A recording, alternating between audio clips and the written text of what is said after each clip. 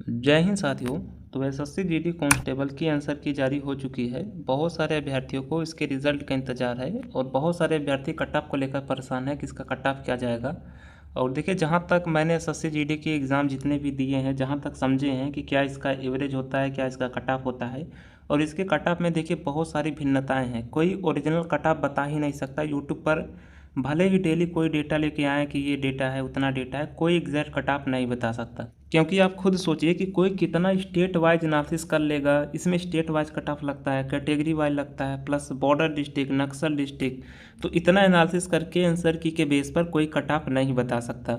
किंतु हाँ, पिछला जो कट ऑफ गया है, इस बार का पेपर कैसा है, हार्ड है या फिर नॉर्मल है, उसके आधार पर आप पिछले बार से कंपेयर कर सकते हैं कि पिछली बार जितना ही कट ऑफ रहेगा उसी के आसपास रहेगा, या फिर उससे कम जाएगा, या फिर उससे ज़्यादा जाएगा। तो उसी के बारे में आज की इस वीडियो में हम एनालिसिस करेंगे कि कट ऑफ क्या रह सकता है पिछली बार से। आप लोग जो है पिछला इसका रिजल्ट देखिए, पिछला पीडीएफ देखिए। और ये एनालिसिस मैं इसलिए कर रहा हूँ क्योंकि इस बार इसका एग्ज़ाम कराने वाली एजेंसी चेंज हुई है। पिछली बार टीसीएस एजेंसी कराती थी, उसके नॉर्मलाइजेशन का फार्मूला कुछ अलग था। बहुत सारे नंबर बढ़ जाते थे, किसी के घटते नहीं थे, तो उसका नॉर्मलाइजेशन का प्रक्रिया अलग था। इस बार जो एजेंसी एग्ज़ाम कराई है, इस बार एग्ज़ाम में आप लोगों ने देखा है कि बहुत सारे धांधली के मामले भी सामने आ रहे थे। तो उसका और इसके नॉर्मलाइजेशन का फार्मूला भी अलग है। तो क्या कट ऑफ हो सकता है, पिछली बार से कम रहेगा, ज़्यादा रहेगा, पिछली बार का एवरेज स्कोर क्या था, इस बार का एवरेज स्कोर क्या है, तो दोनों के बारे में बात करेंगे। और इस एजेंसी का जो रिसेंट का डेटा देखिए, इसके नॉर्मलाइजेशन में नंबर बढ़ते हैं या फिर घटते हैं, उसके बारे में संपूर्ण एनालिसिस से बात करेंगे। बाकी फ्रेंड्स, चैनल पर पहली बार आए हैं तो सब्सक्राइब ज़रूर कर लीजिएगा कि जो भी अपडेट होगा, फिजिकल डेट, जो भी रियल जानकारी होती है, क्योंकि यहाँ पर फेक जानकारी नहीं मिलती। जो कैंडिडेट पिछले जुड़े हैं उन्हें पता होगा। तो आप लोग सब्सक्राइब कर लीजिएगा, जो अपडेट होगा आपको आगे इन्फॉर्म कर दिया जाएगा।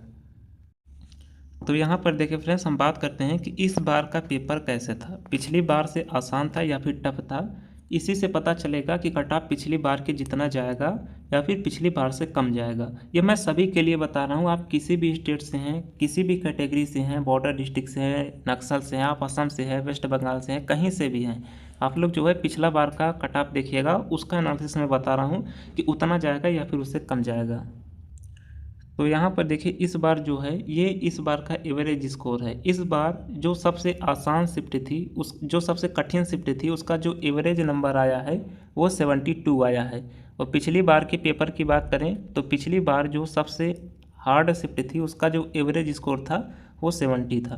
तो लगभग सेम था। अब देखिए, कुछ लोग कहेंगे इस बार वैकेंसी कम है, तो वैकेंसी अभी बढ़ जाएगी, उसकी चिंता आप लोग ना कीजिए। पिछली बार की जितना वैकेंसी बढ़ के आएगी वो हर साल जो है ऐसे ही बढ़ती है, तो उतना बढ़ने की पूरी संभावना है, वैकेंसी उतनी बढ़ेगी, उसी के बेस पर मैं बात कर रहा हूँ। तो लगभग यहाँ पर 2 मार्क्स का डिफरेंस था। और जो सबसे ईजी शिफ्ट थी वो पिछली बार उसका जो एवरेज स्कोर था, देखिए पिछली बार भी पेपर जो है कुछ शिफ्ट का कैंसिल होकर बाद में हुआ था, तो उसके बारे में बात नहीं करेंगे, उसका एवरेज स्कोर हाई चला गया था।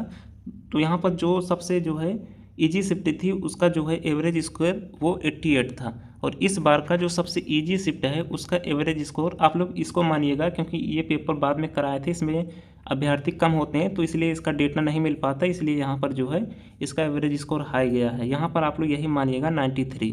तो इस बार जो है थोड़ा सा आप लोग कह सकते हैं एवरेज स्कोर इस बार पिछली बार से ज़्यादा है।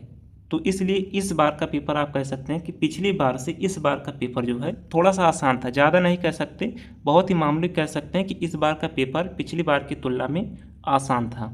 तो इसलिए जो है अब बहुत सारे लोग कहेंगे कि कट ऑफ इस बार हाई जा सकता है, किंतु ऐसा नहीं है फ्रेंड्स। पिछली बार का नॉर्मलाइजेशन का फार्मूला क्या था कि सभी के मार्क्स जो है वो बढ़ते थे, किसी के भी नहीं घटते थे। किसी के घटते थे तो एक मार्क्स या फिर पॉइंट में कुछ ऐसे घट जाते थे, बाकी सबके बढ़ते ही थे, 10 नंबर 15 नंबर ऐसे ऐसे बढ़ते थे।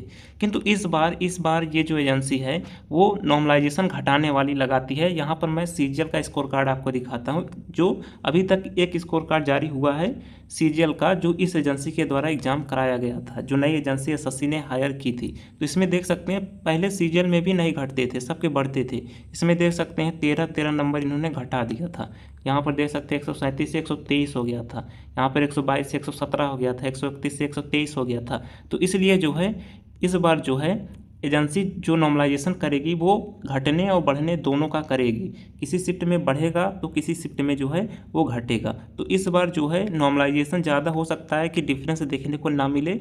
जो आपका एवरेज स्कोर है वही आपका मूल है।